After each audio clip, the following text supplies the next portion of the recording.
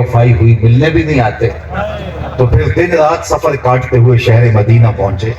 حضرت عمر کو پتا چلا کہ بلال آ رہے ہیں، تو وہ مسجد نبوی سے باہر نکل کے بلال حبشی کے استقبال کے لیے کھڑے۔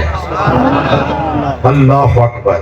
اور جب بلال آئے تو آگے بڑھے اور ان کا کالے رنگ کا ہاتھ چوم کے آنکھوں سے لگایا اور کہا، یا بلالو انتا سیدنا و مولانا۔ بلال، لوگ تجھے غلام کہیں تو کہیں، لیکن میرا تو آقا لگتا ہے، اس لیے تو حضور کا غلام۔ تو وہ محبتیں اچھے بڑے انسان کی عزت خاک میں ملا دیتی ہیں، لیکن یہ محبت پستیوں سے اٹھا کے اوج ثریا تک پہنچا دیتی۔ میں آپ سے ایک سوال پوچھتا ہوں، جس زمانے میں میرے اور آپ کے آقا و مولا اس دنیا پہ تشریف لائے تھے، اس زمانے کے خاقان کا نام کیا تھا؟ اتنا بڑا اجتماع ہے، تا حد نظر لوگ ہیں، لیکن شاید مجھے اس پورے مجمع میں دور رسالت مآب میں جو خاقان تھا اس کا کوئی نام نہ بتا سکے۔ چلو میں پوچھتا ہوں، اس دور کے کیسر کا نام بتائیے، اس دور کی سپر طاقت کا حکمران کیسر روم، جس کا آج جو بائیڈن ہے، اس دور کے جو بائیڈن کا نام بتائیے۔ لیکن آپ کہیں گے جناب ہمیں کوئی ضرورت اس کا نام یاد رکھنے کی نہیں ہے۔ اس دور کی دوسری بڑی سپر طاقت پرشین امپائر تھا، 3150 سال جن کی حکومت کا ناقوس بجتا رہا۔ یہاں تو 5 سال کے لیے اسمبلیاں منتخب ہوتی ہیں، اور آپ کو پتا ہے کہ وہ منتخب کیسے ہوتی ہیں، اور یہ بھی پتا ہے آپ کو کہ وہ پورے سال بھی پورے 5 نہیں کر پاتی، اور اگر وہ 5 سال پورے بھی کرے تو کس طرح ڈولتے ڈولتے وہ 5 سال پورے کرتے ہیں۔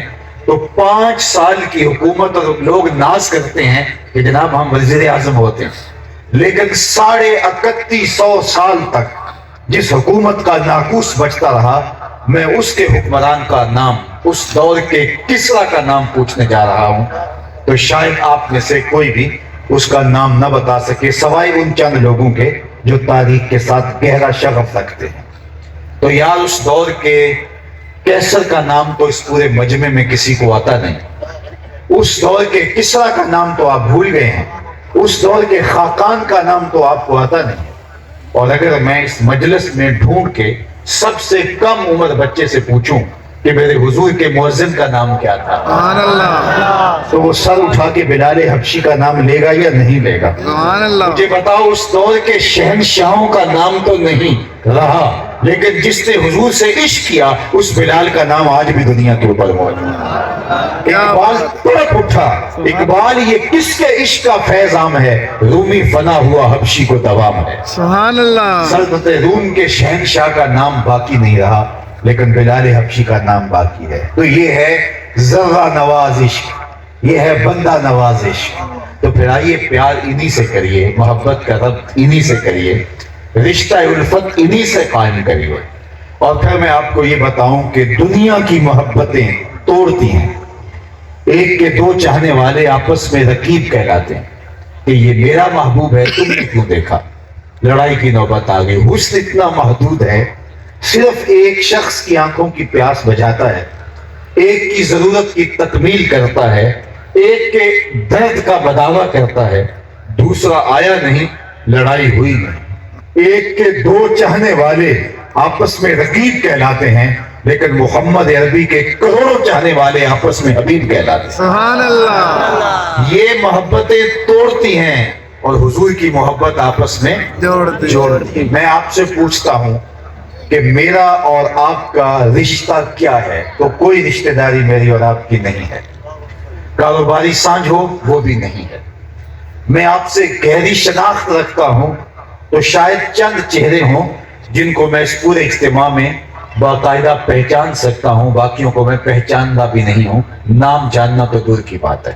لیکن آپ کی پیشانیوں پر میرے لیے جو محبت کے نقش نظر آ رہے ہیں، اور آپ کی پتلیوں کے اوپر لکھا ہوا جو میرے لیے پیار ہے، یہ کہاں سے آیا؟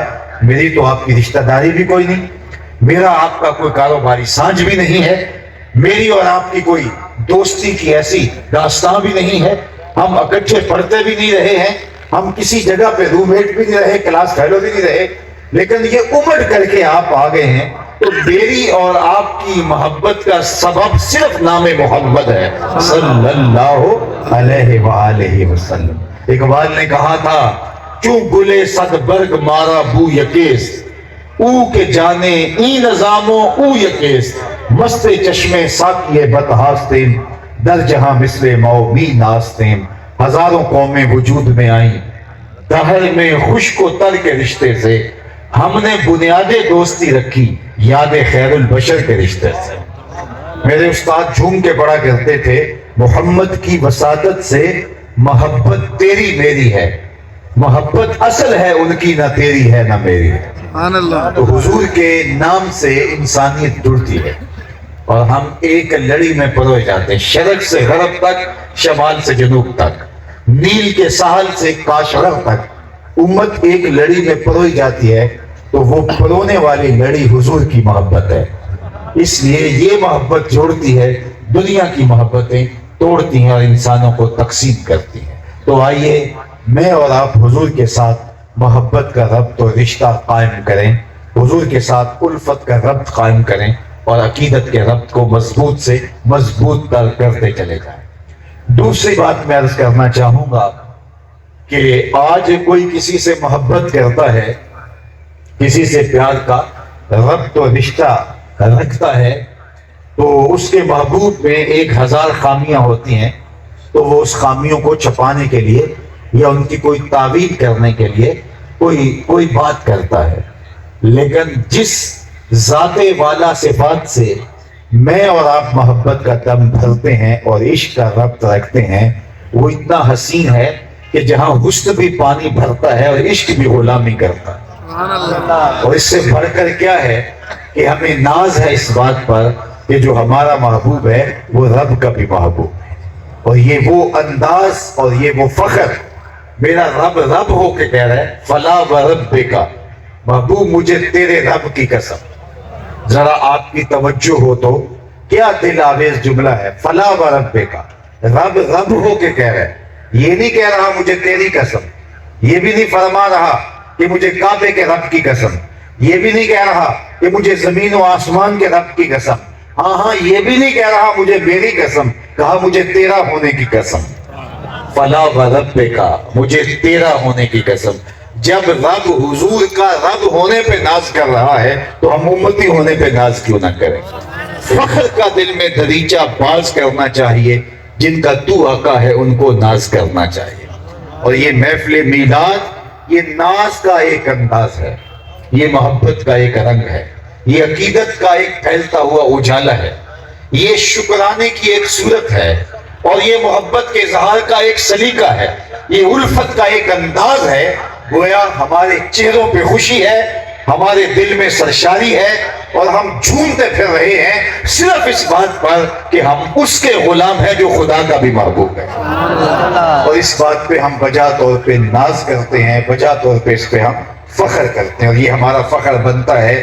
12 نبیوں نے آرزویں کی حضور کی امت میں ہونے کی، پیغمبروں نے تمنائیں کی، اور ہم نے کوئی تمنا نہیں کی، ہم نے کوئی منت نہیں مانی، ہم نے کوئی رت جگہ نہیں کاٹا، ہم نے کوئی انتظار کی گھات نہیں لگائی، ہم سوئے تھے مقدر جاگ اٹھا، ہم پیدا ہوئے ہمارے والد مسجد سے مولانا کو بلا لائے، انہوں نے کان میں جو آ کے اذان دی، یہ اس بات کی بشارت تھی مبارک ہو تو حضور کا غلام بن کے آیا ہے۔ شاہوں سے ملا ہے نہ تونگر سے ملا ہے، اللہ کا عرفان اسی در سے ملا ہے، اوروں کو ملا ہے تو مقدر سے ملا ہے، مجھ کو تو مقدر بھی تیرے در سے ملا ہے۔ پیغمبروں نے آرزویں کی، پیغمبروں کی ٹیمیں منتظر رہی، ہاتھ اٹھا کے دعائیں مانگتے رہے، ربنا وابعث فیہم رسولا، مالک آنکھیں بوڑھی ہو گئی ہیں انتظار کرتے کرتے، اسے بھیج بھی دے۔ کوئی کہہ رہا ہے اسمہ المتوکل، اس کا نام متوکل ہوگا، کوئی کہہ رہا ہے لیسا بفظ ولا بغلظ، وہ در شروع نہیں ہوگا، بس آیا چاہ رہا ہے۔ حضرت عیسیٰ نے تو کہا مبشرا برسول یات من بعد اسمہ احمد، لوگوں میں نام بھی بتائے جا رہا ہوں، بس وہ آنا چاہ رہا ہے، میرے بعد وہی نازل ہونے والا ہے، وہی اترنے والا ہے، اس کا نام احمد ہوگا۔ اللہ اکبر۔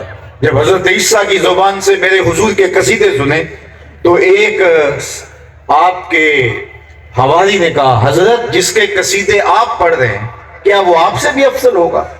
بڑی حیرت سے پوچھتے ہیں، اور حیرت کیوں نہ ہو کہ وہ عیسیٰ جو بن باپ کے پیدا ہوئے، کلمۃ اللہ وروحہ، اللہ نے ان کو بغیر باپ کے پیدا کیا، ان کے پاؤں کی ٹھوکر سے مردے اٹھ کے باتیں کرتے تھے، ان کی انگلیاں آنکھوں پہ آتی روشنی آ جاتی، مادرزاد اندھوں کو روشنی ملتی، کوڑی کے جسم پہ ہاتھ پھیرتے شفا ملتی، مٹی کا پرندہ بناتے پھونک مارتے ہوا میں اڑنے لگتا۔ کیا شان تھی حضرت عیسیٰ علیہ السلام کی۔ تو جب وہ بھی قصیدے پڑھ رہے ہیں تو امتی کا یہ کہنا بنتا ہے، تو حواری نے کہا حضرت جس کے قصیدے آپ بھی پڑھ رہے ہیں وہ آپ سے بھی افضل ہوگا؟ حیرت میں ڈوب کے بولتا ہے انجیل برناباس کے اندر آج بھی لفظ موجود ہیں، اگرچہ تحریف راہ پا چکی ہے، میرے حضور کی شانیں پچھلی کتابوں سے لوگوں نے چن چن کے نکالی ہیں، لیکن آج بھی انجیل برناباس کے اندر یہ لفظ موجود ہیں۔ حواری پوچھتا ہے حضرت کیا وہ آپ سے بھی افضل ہوگا؟ تو حضرت عیسیٰ فرمانے لگے افضل ہونے کی بات کرتے ہو، وہ تو اتنی عظمتوں کا حامل ہے، اگر اس کے نالین کے تسمے کھولنے کی سعادت ابن مریم کو مل جائے تو یہ بھی مقدر کی بات ہے۔ وہ اتنا بخت اور مقدر کا مالک ہے کہ اس کے نالین کے تسمے کھولنے کی سعادت بھی میرے لیے بخت کی بات ہے اگر مجھے یہ اعزاز مل جائے۔ زمانہ منتظر رہا، بحیرہ راہب کی کہانی آپ نے سنی ہوگی، وہ راستے میں کلی ڈال کے بیٹھا